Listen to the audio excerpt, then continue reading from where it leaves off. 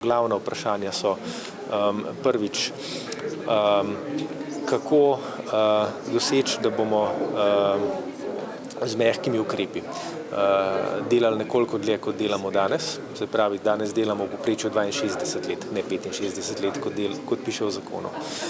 Drugič, koliko in na kakšen način smo pripravljeni prispevati v pokojninsko blagajno.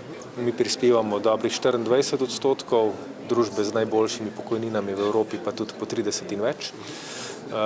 Tretjič, kako nadomeščati izpad na trgu dela.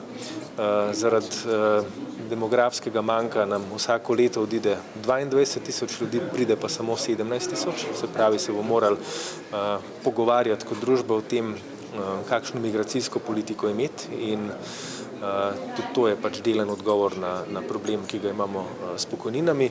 In pa zadnje, mogoče najpomembnejše vprašanje pa je solidarnost. Se pravi, koliko solidarnosti imeti v pokojninskem sistemu.